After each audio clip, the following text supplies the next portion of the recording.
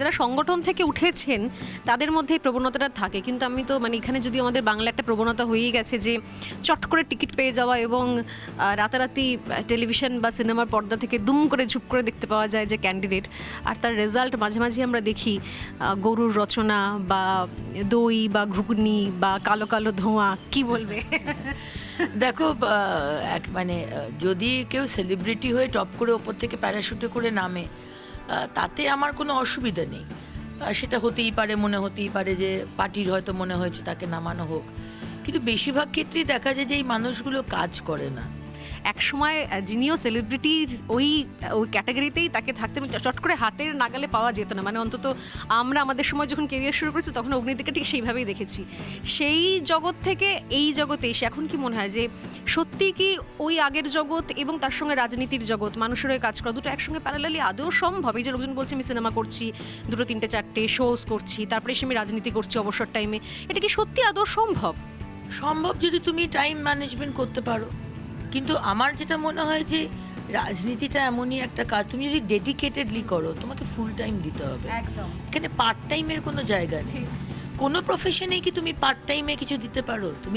তুমি যে আজকে এত রেপুটেড একজন অ্যাঙ্কর, একজন জার্নালিস্ট, তুমি যদি বলো আমার বাড়িতে শাড়ির ব্যবসা আছে, ওটাকে কমপ্লিটলি আমি ওটাও ছাড়বো না, ওটাও সময় দেবো, আমি এখানেও সময় দেবো, দুটোকে একসাথে পা দিয়ে যাওয়া যায় না। যে কারণে আমার 2019-এর পর থেকে, তাও 2019-এ দিক করে একটু জ্বলছিল ফ্যাশন ডিজাইনিংয়ের, এখন তো সম্পূর্ণ বন্ধই হয়ে গেছে।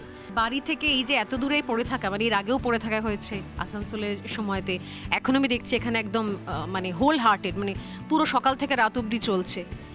সবাই জানতে চায় অগ্নিমিত্রা পালকে যখন দেখতে পাওয়া যায়, এত গ্ল্যামারাস একজন মহিলা, এত ট্যালেন্টেড, এর আগে এত নাম ডাক, মানে হাতের নাগালের বাইরে, আমি যেটা বলছিলাম, সেখান থেকে সে একদম মাটিতে দাঁড়িয়ে বিভিন্ন প্রোটেস্ট হোক, এই হোক সেই হোক, সব সময় প্রথম সারিতে সে নেতৃত্ব দিচ্ছে।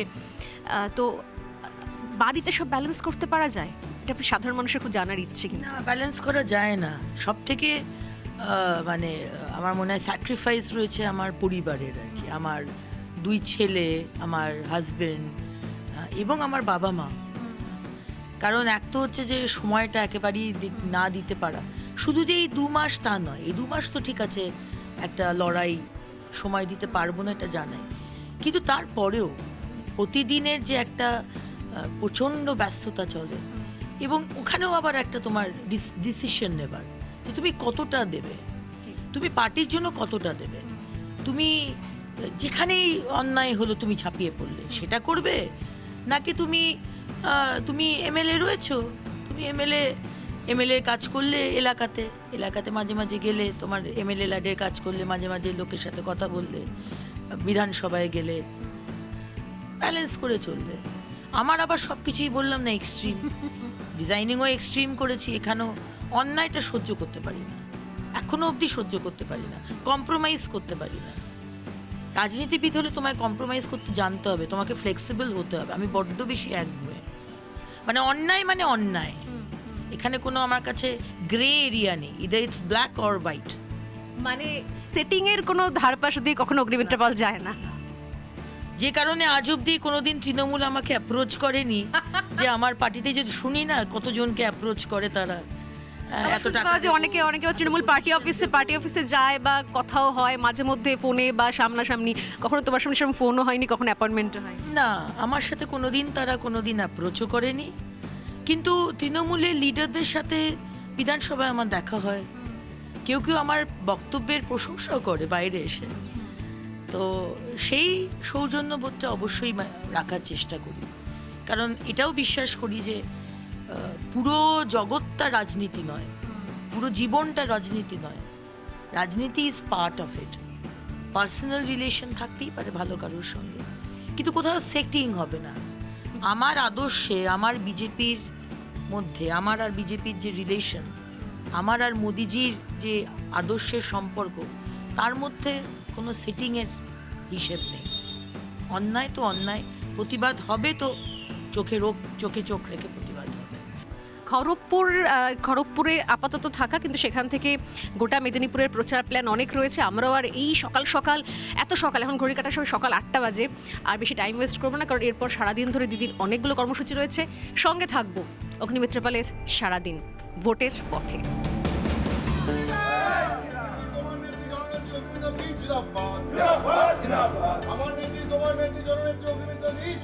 সকাল সকালে ভোট প্রচার শুরু হয়ে গেছে এবং সেই প্রচারে অগ্নিমিত্রা পাল বেরিয়ে পড়েছে, তার সঙ্গে বাইক র্যালি। আপাতত ডেস্টিনেশন হচ্ছে সামনের মন্দির এবং সেখানেই চা চক্রের আসর, সকাল সকাল চা চক্রের আসর, আর সেই চা চক্র থেকেই গোটা দিনের প্রচার শুরু করবেন অগ্নিমিত্রা পাল।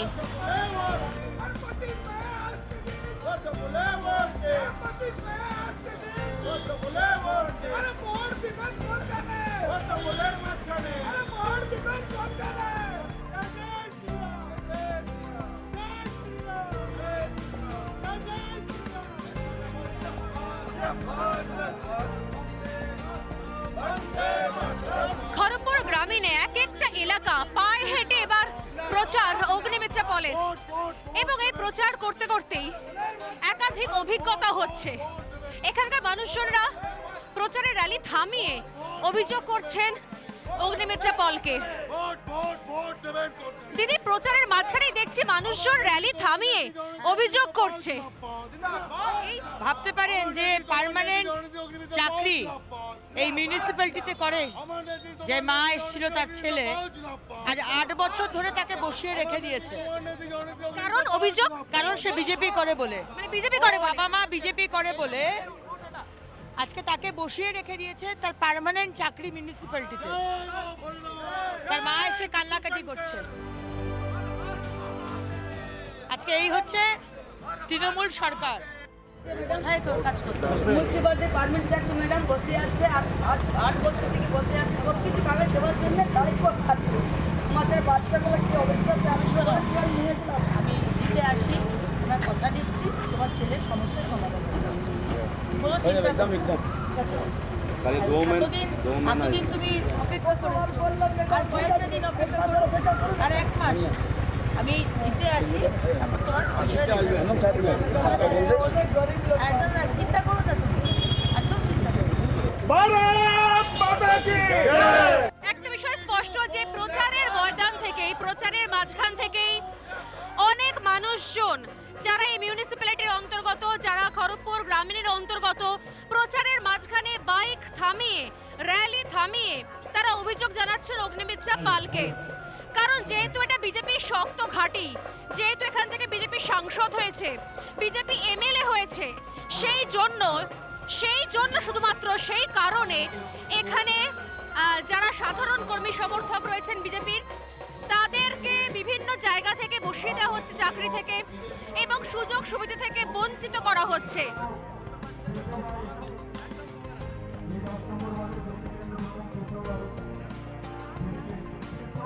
কদিন বাদেই আমাদের লোকসভার ভোট যাকেই দিন আপনারা, কোন পার্টিকে দেবেন আমি বলবো না, কিন্তু অবশ্যই ভোট দিতে যাবেন।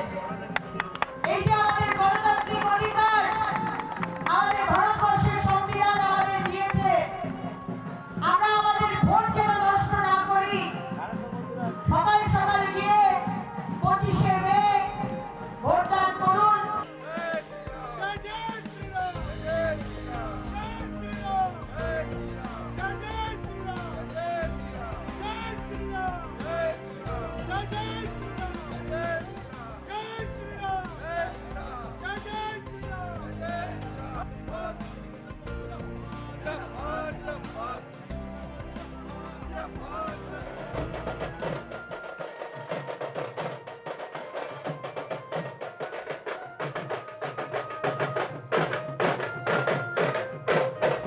রাজ্যে 42 কেন্দ্রে লড়াই চলছে, আর 42 কেন্দ্রে ঘুরে ফিরে কম বেশি একই ছবি স্পষ্ট হচ্ছে। হতেই পারে কোনো কেন্দ্র থেকে এর আগে বিজেপি জিতেছে, কোনো কেন্দ্র থেকে বিজেপি সাংসদ পেয়েছে, বা কোনো কেন্দ্র থেকে বিজেপি বিধায়ক তিনি বেরিয়ে সামনে চলে এসেছেন, কিন্তু আসলে বাস্তব ছবিটা সেই একই রকম। অর্থাৎ যে এলাকা থেকে বিজেপি জিতেছে সেই এলাকার বিজেপি কর্মী সমর্থকদের একটা শাস্তি হয়েছে কোথাও। অপরাধ তাদের, দোষ তাদের এটাই কি তারা বিজেপি কর্মী সমর্থক এবং সেই এলাকা থেকে বিজেপি জিতেছে।